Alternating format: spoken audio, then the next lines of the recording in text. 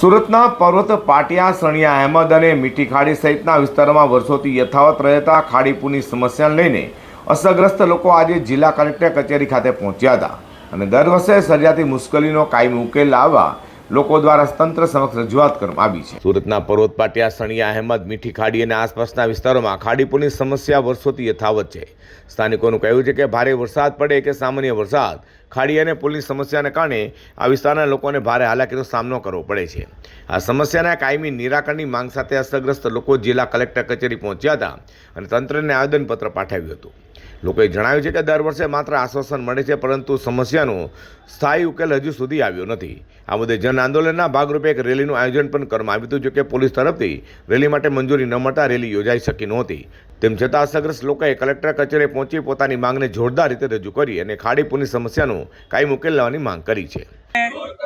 ખાડીપુર જન આંદોલન તહેત એના બેનર નીચે અમે સૌ 42 સોસાયટીના આગેવાનો ભેગા થઈને આજે શાંતિપૂર્ણ ગાંધીચીરી માર્ગે એક બાઇક રેલી લઈને કલેક્ટર સાહેબ અને મ્યુનિસિપલ કમિશનર સાહેબને આવેદનપત્ર આપવાના હતા।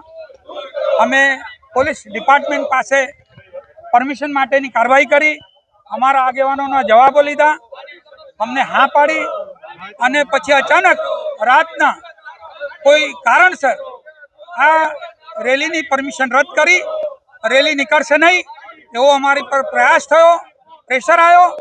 અમે આ પ્રેશરથી ગભરાવાના નથી।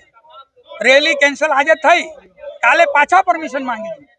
જો પરમિશન નહીં મળશે તો પછી વગર પરમિશને રેલી કાઢીશું અને ધરપકડ બી ઓરીશું, લાઠીઓ બી ખાઈશું, આંદોલન તો કરીશું જ્યાં સુધી માંગણી સંતોષે નહીં। પહેલા મોટી સંખ્યામાં લોકો રેલી આકારે કલેક્ટર કચેરી પહોંચવાના હતા, જો કે મોડી રાત્રે પોલીસે પરવાનગી ન આપતા ગણતરીના લોકોએ કલેક્ટર કચેરી પહોંચી આવેદનપત્ર આપી રજૂઆત કરી છે।